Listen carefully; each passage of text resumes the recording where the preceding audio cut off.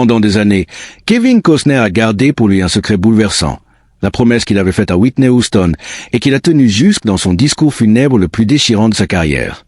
Aujourd'hui, à 69 ans, Kevin Costner révèle enfin toute la vérité sur sa relation avec Whitney Houston, leur rencontre improbable sur le tournage de Bodyguard, le lien profond qu'ils ont tissé loin des projecteurs et les circonstances tragiques de sa mort qui l'ont marqué à jamais. Dans cette vidéo, vous allez découvrir les confidences les plus intimes de Costner sur celle qu'il a un jour qualifiée de son véritable amour. Mais avant de comprendre pourquoi Kevin Costner a un jour déclaré, en pleurs, devant toute une église, « Whitney, pas, tu seras à la hauteur », il faut remonter à une question essentielle. Qu'est-ce qui s'est vraiment passé entre eux sur ce plateau de tournage pour qu'un lien aussi fort naisse entre deux personnes mariées chacune à quelqu'un d'autre? La réponse pourrait changer votre regard sur cette amitié légendaire. Mais pour ça, il faut reprendre l'histoire depuis le début. Avant de devenir l'une des plus grandes voix de l'histoire de la musique, Whitney Houston a dû composer avec une vie amoureuse scrutée à la loupe, où chaque rumeur prenait des proportions démesurées. L'une des premières associations qui a marqué sa jeunesse concerne Robin Crawford, son amie d'enfance devenue son assistante personnelle. Les deux femmes se rencontrent adolescentes en 1980 dans un camp d'été du New Jersey et tissent un lien qui durera des décennies. Dans ses mémoires publiés en 2019, Robin affirme que leur relation aurait dépassé la simple amitié pendant un temps, avant que Whitney ne décide d'y mettre fin en 1982, soucieuse des conséquences que cela pourrait avoir sur sa carrière naissante. De son côté, Whitney avait évoqué ces rumeurs dès 1987, expliquant simplement qu'elle n'était pas attirée par les femmes. Des spéculations ont également circulé autour d'une possible liaison avec Michael Jackson, les deux stars partageant une complicité évidente née de leur succès commun dans l'industrie musicale. Certains proches ont même évoqué une brève romance au début des années 1990, sans que cela soit jamais confirmé. C'est finalement avec Bobby Brown, rencontré en 1989, que Whitney choisit de s'engager. Le contraste entre les deux était frappant. Elle, image parfaite de la jeune femme élevée à l'église. Lui, ancien membre du groupe New Edition à la réputation sulfureuse. Leur union, célébrée en 1992, donnera naissance à leur fille Bobby Christina l'année suivante. Mais derrière l'image du couple glamour se cachait une réalité bien plus sombre, faite de dépendances croisées et de tensions grandissantes qui allaient bientôt éclater au grand jour.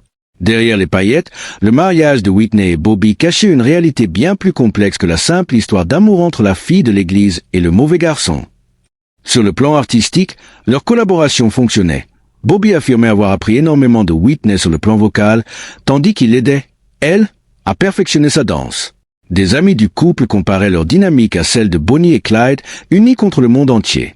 Mais cette fusion avait un revers, tous deux luttaient déjà contre des dépendances avant même leur mariage, et ces démons allaient peu à peu dévorer leur relation. Les arrestations de Bobby pour conduite en état d'ivresse se sont multipliées, tandis que Whitney entrait et sortait des centres de désintoxication. Les tensions ont fini par déraper physiquement. En 1997, lors de vacances à Capri, Whitney se blesse gravement au visage dans des circonstances troubles. Elle évoque un accident. Un membre d'équipage raconte une autre version. Puis, en 2003, la police est appelée après que Bobby l'aurait giflé lors d'une dispute. Bobby niera les faits pendant des années avant de finalement reconnaître, dans ses mémoires de 2016, qu'il avait bel et bien frappé, un épisode qui lui vaudra une condamnation à 60 jours de prison en 2004. Le couple finira par divorcer en 2007, laissant derrière eux des années de tumulte que ni le succès ni l'amour n'auront suffi à apaiser. C'est dans ce contexte de vie tourmentée que Whitney Houston croise, en 1991, la route de Kevin Costner. L'acteur prépare alors Bodyguard et cherche son actrice principale. Contre l'avis du studio, qui réclame une star confirmée comme Michelle Pfeiffer ou Julia Roberts, Costner s'entête. Pour lui, il n'y a qu'une seule femme capable de porter ce rôle, et c'est une chanteuse qui n'a jamais tourné le moindre film. Ça aurait pu être n'importe qui, mais j'ai pensé, non, ça doit être Whitney Houston, confiera-t-il plus tard. Il va jusqu'à reporter la sortie du film d'1 an pour s'assurer qu'elle soit prête, et s'engage personnellement à la protéger sur le plateau, lui promettant qu'elle serait excellente dans ce rôle, une promesse qu'il tiendra jusqu'au bout. Sur le tournage, Costner devient bien plus qu'un partenaire de jeu. Il devient un véritable protecteur, conscient de la pression immense pesant sur les épaules d'une débutante propulsée au sommet d'Hollywood. C'est lui qui suggère qu'elle interprète Will Always Love You a cappella au début de la chanson, un choix qui deviendra l'un des moments les plus iconiques du cinéma musical. Leur lien, fondé sur la confiance et le respect mutuel, donnera naissance à une amitié sincère qui survivra bien après la fin du tournage et que Costner qualifiera plus tard de son véritable amour, non pas romantique, mais profondément humain. Le 11 février 2012, la voix de Whitney Houston s'éteint brutalement, retrouvée noyée dans sa baignoire d'hôtel, la veille des Grammy Awards. Une tragédie encore amplifiée 3 ans plus tard par la mort de sa fille, Bobby Christina, à seulement 22 ans.